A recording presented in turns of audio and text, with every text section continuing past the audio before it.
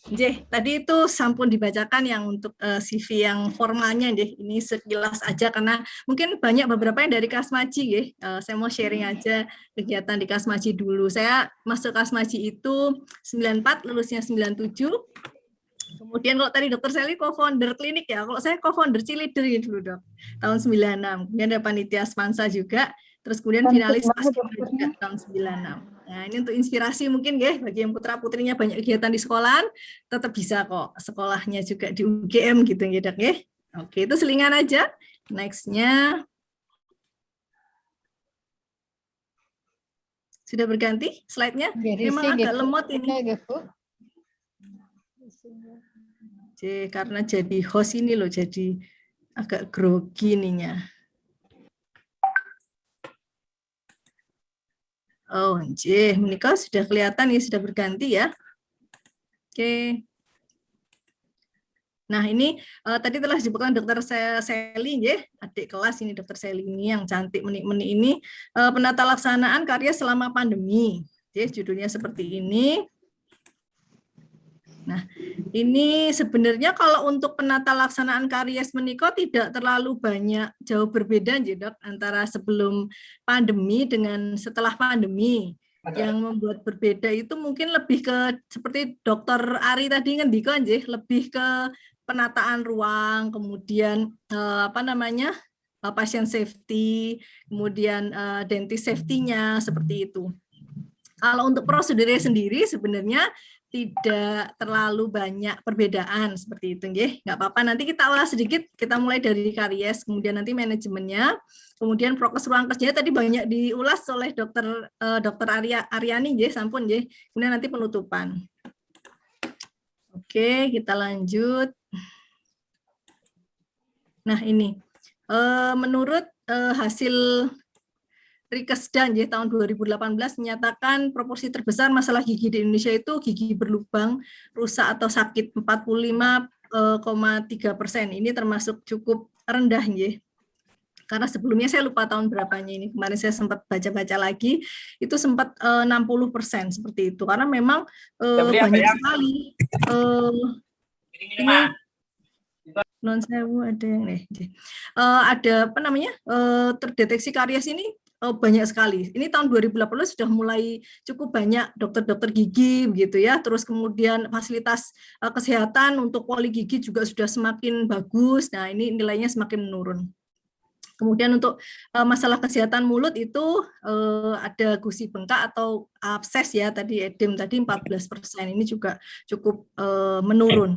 Kemudian karies sendiri, dok, Bapak Ibu sekalian semua termasuk penyakit yang diderita oleh banyak sekali masyarakat gitu. Bahkan nanti coba ini ada 395 yang bergabung ini, coba saya pengen tahu, adakah yang tidak punya karies? Nah, tadi kan bisa dibuka rongga mulut lebar-lebar terus ngaca gitu ya, seperti tadi kalau Dokter Aryani ngendiko di telemedicine tadi ya, kan dibuka dilihat yang sakit yang mana seperti itu.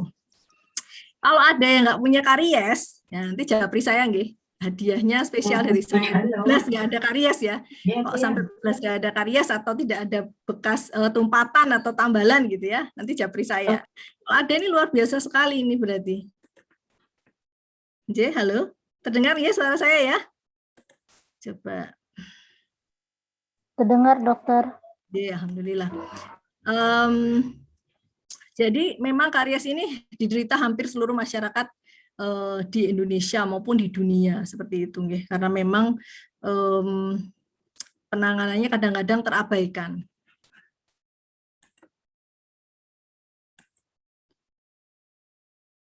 Nah, ini tadi termasuk salah satu alasan seseorang datang ke dokter gigi itu diantaranya adalah karena sakit gigi gitu ya. Sangat jarang gitu orang yang datang ke dokter gigi dengan alasan yang simpel gitu. Misalkan saya pengen giginya diputihkan gitu. Meskipun sekarang sudah mulai banyak ya, karena media itu sangat berperan dalam menampilkan standar beauty seseorang seperti itu. Nah, yang dilihat selebritis gitu ya. Jadi sekarang sudah mulai banyak datang ke klinik dengan alasan tidak hanya sakit gigi, tapi juga dengan alasan estetis seperti itu. Oke, next ya. Nah, ini sedikit sekilas ya tentang anatomi gigi. Kenapa bisa terjadi karies? Jadi gigi itu merupakan suatu struktur yang terdiri dari email, dentin, dan pulpa. Untuk email sendiri merupakan susunan organ yang terdiri dari banyak sekali kandungan anorganiknya, yaitu kalsium hidroksieapatite. Sehingga susunan ini sangat kuat, ya. Kalau Bapak Ibu yang pernah rawuh ke Sangiran ya, itu juga terlihat bahwasanya di sana fosil-fosil itu giginya masih sangat intact gitu ya, sangat ini karena dulu kan makanannya masih raw food ya, Bapak Ibu ya, tidak makan permen, gula-gula, es krim manis, lengket-lengket gitu enggak ya, makanannya raw food. Jadi rata-rata giginya masih intact seperti itu, masih bagus. Dan ini ketika terjadi menjadi fosil itu tidak hancur gitu ya, karena memang kandungan hidroksiapatitnya sangat kuat gitu. Kemudian di dalamnya ada dentin yang terdiri dari susunnya sudah mulai mengandung anorganik nih dok, jadi sudah mulai agak-agak empuk gitu ya, agak-agak rapuh gitu ya. Itulah mengapa kadang-kadang karies gigi itu ketika sudah bakteri menjebol pertahanan email ini, maka ke dalamnya semakin mudah terjadi karies, sehingga kadang tidak tampak. Yang tampak di luar hanya segaris hitam gitu ya, setitik hitam gitu, tapi ternyata pas dibongkar jadi kelihatan besar seperti itu. Kemudian ini di tengah ada pulpa. Pulpa itu sudah merupakan jaringan yang organik ya, full ya, isinya kolagen, pembuluh darah, saraf seperti itu. Ini makanya kalau sudah sampai ke pulpa ya sudah pasti giginya sangat sulit terselamatkan gitu ya. Artinya nekrosis ya. Tapi kalau terselamatkan dari cabut, insya Allah masih bisa ya. Nanti kita singgung juga ke sana tentang prosedurnya. Oke. Nah ini, untuk bisa terjadi karies itu harus ada gigi, kemudian waktu kontak, bakteri, dan sukrosa, sehingga bisa timbul karies. Dan bahkan ada faktor saliva gitu ya. Kenapa? Karena saliva itu merupakan media hidup si bakteri. Kalau nggak ada giginya, ya nggak ada karies. Tidak ada waktu kontak antara gigi dan bakteri, ya tidak karies gitu. Ada gigi, ada waktu kontaknya, tidak ada bakterinya, tidak ada karies. Seperti itu mungkin ya. Kemudian ada sukrosa juga. Nah ini makanan orang zaman now ini cenderung lunak-lunak dan banyak sekali mengandung sukrosa gitu ya. Oke. Nah, giginya jadi sakit ini. Saya tuh tadi latihan ngomong itu kok 20 menit cepet banget ya. Dokter Sally, Dek, nanti diingetin ya. Kalau udah tinggal dikit. Nah, saya agak cepat aja. Ini gigi tumbuh itu sehat nih, sekitar usia 5 sampai 6 tahun. Bahkan sekarang siswa itu atau anak-anak itu lebih cepat lagi ya. Saya pernah menangani anak itu cabut gigi karena sundulan itu umur 4 tahun. Itu sudah gigi permanen. Untuk gigi depan ya, depan bawah itu permanen 4 tahun. Kecil sekali, dan anaknya sehat aktif gitu ya. Karena memang sekarang makanan juga banyak gizinya ya, komplit gitu. Nah, kemudian untuk gigi permanen yang geraham itu ya sekitar 5 sampai 6 tahun ini. Nah, gigi yang terpapar oleh makanan yang manis cukup lama, maka bakteri dapat asupan sukrosa sehingga bisa menimbulkan zat buang berupa asam. Nah, asam ini tadi yang meluruhkan lapisan email, yang padahal email itu dibuat sama Tuhan itu dengan sangat kerasnya gitu ya, bahkan terjadi fosil pun giginya tidak hancur gitu. Tetapi karena dia rentan atau rapuh terhadap asam, nah zat buangan bakteri ini berupa asam, maka ketika menjebol email ya akan masuk ke lapisan berikutnya, yaitu dentin, yang mana lebih lunak sekali gitu ya, sehingga prosesnya lebih cepat gitu. Dan kadang-kadang ini kalau kita ke dokter, kadang ada pasien yang komplain, dok tadinya gigi saya tuh lubangnya cuma hitam kecil kok jadi growong gitu toh dok. Nah gitu, mungkin ada pasien juga malah dibol sama dokternya malah jadi gede nih gitu ya, padahal enggak, sebenarnya memang sudah terjadi karies di dalam gitu ya. Nah, terus karies profunda ini sudah menembus dentin, kemudian dia menembus pulpa. Nah, ini sudah sangat mudah sekali terjadi nekrosis kalau seperti ini ya. Oke, next ya. Nah, ini mungkin sedikit gambaran ya, tidak begitu jelas ya. Coba saya bisa zoom enggak ya? Oke, saya bisa zoom dari sini ya. Lebih terlihat jelas ya, Bapak Ibu ya. Ini pit fissure ya. Jadi gigi itu tidak papak ya. Papak itu apa? Ini enggak semua orang Jawa kok nggih. Papak itu rata gitu. Gigi itu tidak rata ya. Gigi itu bergelombang, berlekuk-lekuk seperti itu. Karena memang Allah ciptakan seperti ini ya. dah lekuan-lekuan ini ada yang lekuannya itu tidak terlalu ekstrim, ada yang cukup ekstrim. Nah, kalau cukup ekstrim itu kemasukan makanan di sana, ujung sikat itu nggak bisa sampai ke sana. Mau sikat gigi sampai kencengnya kayak apa, tidak bisa mencapai pit dan fisur namanya ya. Nah, ini sangat rentan terjadi karies di sini.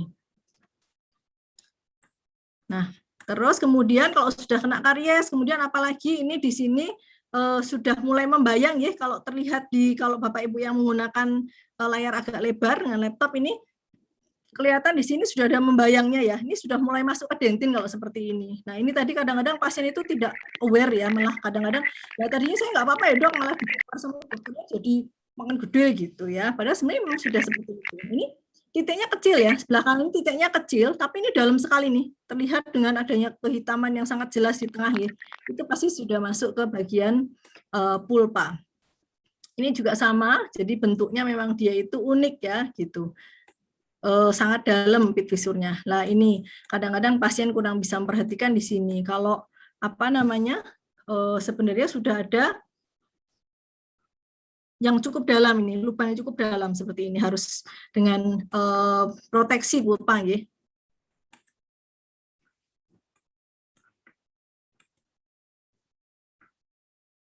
Oke.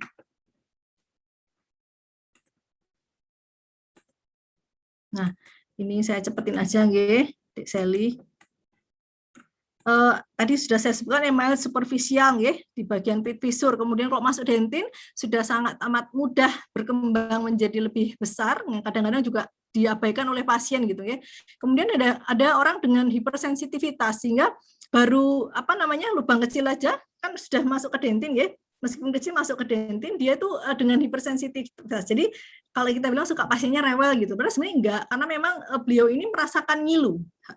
Dingin sedikit aja dia sudah ngilu. Nah, ini sebenarnya hal yang bagus ya, karena alarm tubuhnya mengatakan bahwasanya ini gigimu ada yang nggak oke gitu ya. Nah, biasanya orang datang dengan keluhan seperti ini juga banyak ya. Nah, ini masih mudah tertangani gitu. Tapi kalau sudah mulai profunda ini biasanya sudah mulai nyut-nyutan ya. Jadi kalau ngunjuk es itu mak nyut gitu ya. Kalau orang Jawa itu nyut-nyutan gitu. Jadi atau mak celeng gitu ya. Mak celeng gitu. Nyerinya singkat gitu ya. Apabila sudah masuk profunda, memang penanganannya lebih khusus lagi. Kemudian ketika sudah masuk pulpa ini, tadi saya matur bahwasanya karena ini isinya organik, ada bakteri, asam, wah gampang banget terluruhkan ya, atau akhirnya menjadi nekrosis. Sebelum terjadi arah ke sana ada proses yang disebut pulpitis atau peradangan pulpa ya, yang sifatnya reversible gitu. Reversible ini artinya masih bisa diupayakan untuk tidak gigi menjadi nekrosis, yaitu dengan perlindungan bahan-bahan pelindungan pulpa. Sekarang sudah semakin banyak ya material-material yang bisa kita gunakan karena penemuan-penemuan yang sangat baik gitu. Kemudian, nah kalau misalkan reversible ini tidak ditangani atau abai gitu, celeng-celengan nggak apa-apa lah sidik wae gitu, nggak usah ke dokter gigi gitu, atau nanti aja lah gitu ya. Akhirnya jadi irreversible. Nanti kalau irreversible giginya menjadi nekrosis. Nah, ini penanganannya ya, seperti tadi saya singgung sedikit, sampun untuk karies email superficial ini ada brush pit dan fisur dengan menggunakan silen ya. Jadi silen ini bukan merupakan bahan tumpatan atau material tumpatan ya, hanya sifatnya melapisi seperti itu. Ketika menggunakan brush ini tetap harus ini ya, tadi disebutkan juga oleh Dr. Ari itu menggunakan dental aerosol suction. Sekarang hampir semua tindakan memerlukan ya dental aerosol suction. Jarang sekali tindakan yang tidak memerlukan kecuali hanya konsul, dibedakan gitu ya. Pasien hari ini pasien konsul gitu. Jadi tidak perlu apa namanya menggunakan APD gitu untuk memudahkan. Itu biasanya kita buat janjian, kita tanya pasien datang mau apa gitu ya. Bagi dokter-dokter yang gabungan klinik di sini mestinya kan ada adminnya ya, sekarang udah sangat canggih ya, bisa lewat WhatsApp, bisa lewat Instagram DM gitu. Jadi ditanya dulu ingin apa, keluhannya apa, sehingga bisa dibedakan antara konsultasi saja atau ada tindakan. Kalau ada tindakan nanti ada SOP-nya tersendiri gitu ya terkait pandemi ini. Nah, ini ketika menggunakan brush pit fisur ini tidak perlu dibur ya, Bapak Ibu, ini hanya menggunakan brush. Tapi karena ada aerosolnya juga, jadi tetap harus menggunakan dental aerosol suction. Kemudian bahan penanganannya yaitu disebut sealant. Kemudian untuk clean cavity yang menggunakan atraumatik. Nah, ini sebenarnya ditemukan untuk menanggulangi area-area yang berkembang yang tidak mudah menemukan dental unit atau menemukan alat untuk mengebur gitu ya. Tidak semua area, bahkan di Indonesia ini juga masih banyak ya. Kalau ini ada yang ini, kalau yang di Jawa, Bali, Sumatera mungkin masih sangat gampang ya. Vaskesnya sudah canggih gitu. Tapi kalau di Kalimantan sana saya pernah dengar teman itu sampai belum bisa ngebur gitu. Akhirnya gimana caranya? Pakai alat atraumatik restoratif itu. Bahan-bahannya pun khusus, bahan-bahan yang restoratif tidak memerlukan light curing seperti itu. Dengan restoratif bahan restoratif yang prevent karies gitu ya, seperti GIC gitu. Kemudian kalau sudah mulai agak lebar ini, kita melakukan clean cavity menggunakan drill, sudah menggunakan bur ya Bapak Ibu ya, ini alatnya juga harus khusus, pasien juga harus didatangkan seperti itu. Kalau untuk telemedicine tadi kayaknya belum bisa nih kalau untuk tindakan konservasi ini ya, jadi pasien memang harus datang ke klinik seperti itu. Oke. Next. Nah, ini kalau sudah mencapai dentin tadi nggih, prosedurnya diapakan kalau sudah sampai dentin. Ini di drill juga, di bur ya, ini sama menggunakan ini, kemudian tetap menggunakan dental aerosol suction, ini wajib sekarang hukumnya ya. Terus kemudian kita menggunakan, sudah mulai menggunakan material bonding atau dental composite ya. Itu ada alatnya khusus yang pakai sinar biru-biru itu nggih, seperti itu. Nah, kemudian kalau sudah ada hypersensitivity, kita gunakan anestesi juga nggih, seperti Dr. Pedro tadi juga. Kalau Dr. Pedro selalu pakai anestesi ya. Kalau konservasi itu merupakan pilihan, bisa pakai anestesi atau tidak. Kalau memang pasiennya ada hypersensitivity itu sebaiknya pakai anestesi biar pasien nyaman, dokternya juga nyaman gitu, nggak jondel-jondel gitu ya. Kalau pasiennya kaget tuh dokternya lebih kaget lagi karena kita posisinya konsentrasi gitu ya. Kalau pasiennya kaget kita lebih kaget gitu ya. Nah, itu akan mengganggu. Nah, kemudian kalau sudah mencapai dentin profunda tadi ya saya sampaikan bahwasanya perlu ada material untuk protect the pulp. Nah, sejauh ini pilihannya adalah maaf ya. Saat ini pilihannya adalah ada kalsium hidroksida atau material MTA ya, material trioksiagregat. Nah, ini bahan-bahan yang cukup terkini, belum ada lagi materi yang lebih canggih daripada ini ya. Terakhir itu MTA itu, material trioksida agregat. Nah, berikutnya itu kalau sudah mencapai pulpa tadi ya, bisa reversible, irreversible gitu. Kalau reversible itu artinya apa?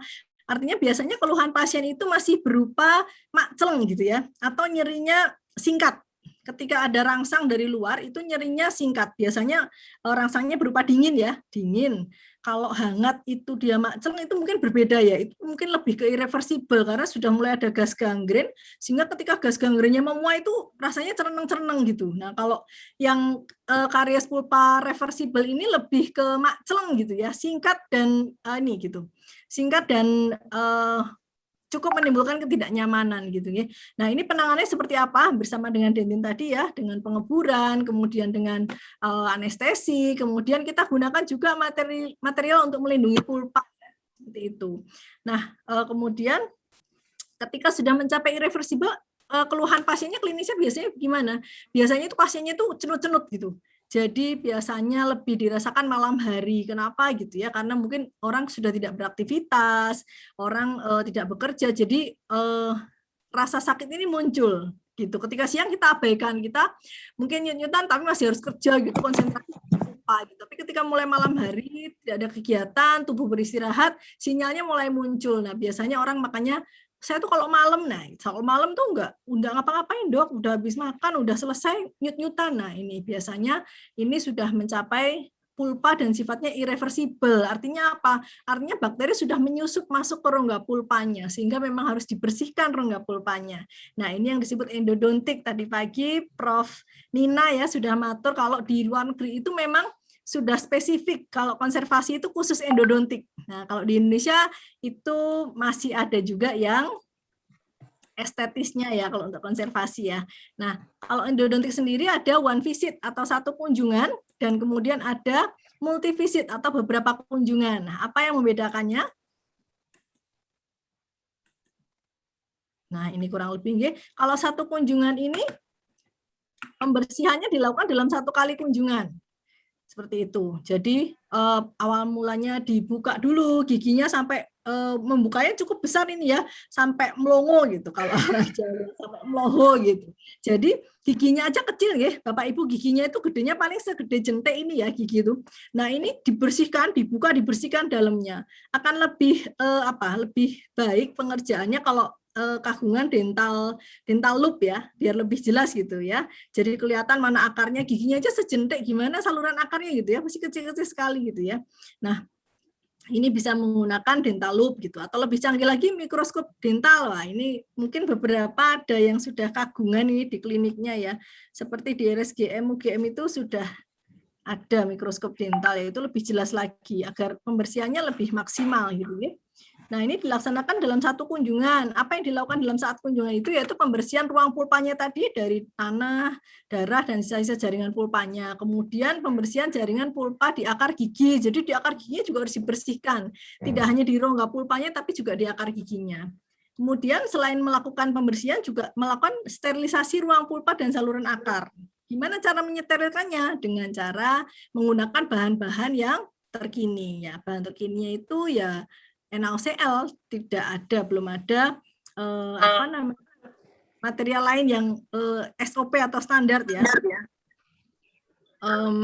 NaOCl ini konsentrasinya 5,25% ya. Sebenarnya ini mirip dengan Baiklin kalau panjenengan nate perso ya. NaOCl 525 ini mirip Baiklin, tapi kita nggak gunakan yang dari Baiklin ya, karena kan aromanya sangat menyengat ya. Ditambah beberapa material lain gitu. Jadi kita gunakan yang dari kimia, dari toko kimia ya. Tapi minta nanti konsentrasinya yang 525. Oke, terus saluran akar dengan kedap sempurna ya, dengan Gutta perca ini bahannya damar dan biasanya biokompatibel ya, tidak ada masalah alergi dan lain sebagainya, biasanya jarang sekali ditemukan di pasien. Harus kedap sempurna karena ini hanya satu kunjungan dan dilakukan dengan sekali datang saja pasiennya untuk pembersihan saluran akarnya ya. Seperti itu. Kemudian setelah saluran akarnya itu sempurna, ruang pulpanya ditutup dengan bahan yang sama juga, ya, penutupan ruang pulpanya. Kemudian untuk multi kunjungan ini sebenarnya step 1 sampai 3-nya sama ya dengan yang satu kunjungan, yaitu dibuka dulu, dibersihkan dulu dengan alat-alat khusus dan kecil-kecil ya. Kita juga menggunakan spet, Dok, tapi spetnya tuh ujungnya kecil sekali dan bentuknya khusus ya, tidak tajam, ada bentuknya yang spesifik seperti itu karena memang untuk membersihkan. Kemudian kalau untuk tadi ya beberapa kunjungan itu tetap dibersihkan juga dengan spet khusus seperti itu. Kemudian ditutup dengan bahan sterilisasi. Karena apa? Karena dikhawatirkan bakteri ini sudah lari ke apek gigi atau ujung akar gigi ya, sudah lolos gitu dari giginya bahkan ya. Dia sudah masuk ke jaringan pendukung gigi di bagian apek seperti itu. Nah, untuk itu kita perlu lakukan sterilisasi beberapa kali seperti itu. Kita tidak bisa pastikan berapa kali, tapi untuk kasus-kasus yang ringan kita biasanya cukup 2 kali. Hari pertama kita bersihkan, kemudian kita sterilkan. Kunjungan berikutnya akan kita lakukan penutupan saluran akar dengan sempurna. Maaf, Dokter Kristanti, mungkin bisa dipercepat karena waktunya sudah habis. Oke. Oh, sudah habis ya? Oh, tak suruh ingetin loh kamu deh. Sedikit lagi tidak ada waktu. Oke, sip tak ngebut anu ya. Nah, ini untuk prevent karies ya, pencegahannya. Mungkin ini ya, skip aja ya. Karena audiensnya ternyata banyak dokter gigi dan dokter umum ya. Ini pencegahannya seperti kita tahu bahwasanya gigi itu supaya tidak berkontak dengan bakteri itu kita kurangi kontaknya dengan bakteri ya. Jadi sikat gigi mungkin ini saya lebih sampaikan ke ini sikat giginya kulturnya kalau di Indonesia itu mungkin agak berbeda ya dengan di luar sana yang merupakan standar, dan saya tahunya pas sudah dokter gigi juga bahwasanya kadang kita sikat gigi itu pagi mandi sambil sikat gigi, setelah itu ke sekolah ke kantor itu kondisinya sarapan dulu. Nah, ini kondisi rongga mulut ini tersimpan makanan sampai dengan siang.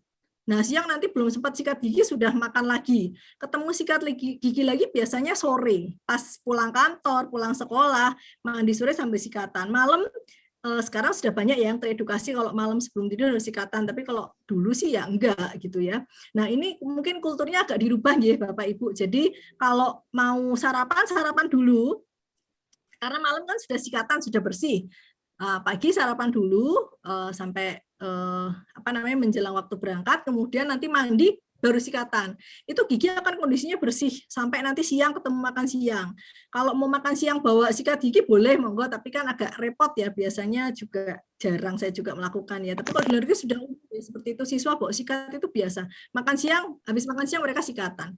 Terus kemudian sore tidak perlu sikatan lagi. Nanti sikatannya pas setelah makan malam aja. Jadi kondisi malam itu tidur itu kondisinya sudah bersih. Ngaten nggih. Nah, ini tadi penyesuaian di saat pandemi itu sebenarnya tidak banyak sih, hanya ada pre-treatmentnya, ada antigen biasanya nggih. Kalau untuk tindakan aerosol di klinik kami mewajibkan pasien untuk antigen saja. Sekarang kan cepat nggih, hasilnya 40 menit atau enggak sampai 40 menit lah, 20 menit sudah keluar. Kemudian konsultasi online terlebih dahulu atau e-dentistry, ini yang tadi saya matur, bagi yang punya klinik mungkin bisa ada admin yang menanyakan gitu, si pasien mau kontrol apa nih hari ini gitu. Kalau cuma saya mau nanya-nanya aja gitu, artinya akan kita khususkan di ruangan yang memang khusus hanya untuk konsultasi gitu. Sehingga menggunakan APD-nya tidak perlu level 3, cukup level 1 saja. Kemudian pasien dan dentis safety tadi sampun nggih, room setting juga tadi Prof Ari sudah, terus hanya ini kos ya, tadi ada yang menanyakan kos juga. Memang kalau untuk kos ini akhirnya ada peningkatan ya, untuk sekali cas kontrol maupun tindakan tertentu itu kita akan mengecas kepada pasien dengan nilai tertentu gitu ya.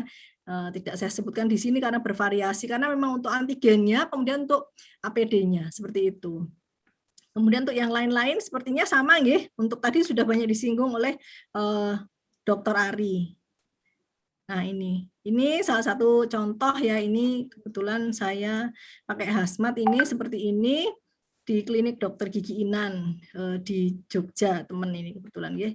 Nah, ini dental aerosolnya wajib ya, tidak bisa tidak, sekarang harus hazmatnya full cover gitu. Kemudian pakai apron lagi ya. Kemudian ada face shield ini, kemudian ada pakai boots. Nah, ini wis peralatan perang yang wajib ini sekarang, semua dokter gigi semua pakai ya. Kemudian tadi sempat saya singgung sedikit ya, ini selingan aja ya, Dek Sally ya. Ada alasan lain nggak ke dokter gigi? Nah, tadi kan kalau di luar negeri itu endo itu khusus endo. Nah, kalau di Indonesia itu konser itu termasuk estetis gitu ya. Nah, nanti nyambung juga ini sama dokter Wibi ya, dokter Wibi Orto nanti ya. Beberapa itu yang kita lihat itu selebritis ya. Kali ini Perso ini karena audiensnya kayaknya agak sepuh-sepuh. Ini siapa ini, Dek Sally? Oh, Dek Sally muda deh ini. Nggak tahu Dek Sally. Ini Celine Dion ya, Celine Dion itu susunan giginya dulu seperti ini ya. Ini kayaknya juga sudah orto sih, tapi kurang putih gitu mungkin ya. Dokter Wibi nanti bisa jelaskan nggih. Jadi pasien tuh sekarang sudah selesai orto, sudah rapi juga pengen mutihin giginya gitu. Apa yang dilakukan itu dengan veneer gitu ya. Giginya dilapis gitu dengan selapis lapisan burana putih kayak gitu. Nah, ini Mas Ronaldo ini juga giginya dulu berantakan gini ya. Nah, terus diputihkan plus dirapikan dengan veneer ini ya. Nah, ini siapa ini? Mas David Beckham ya. Ini giginya diputihkan kalau ini ya. Nah, itu sih mungkin sekilas ya, Bapak Ibu sekalian. Mungkin kalau ada pertanyaan, mohon maaf ini kalau ngomongnya jadi ngebut-ngebut ini karena waktunya cuma 20 menit.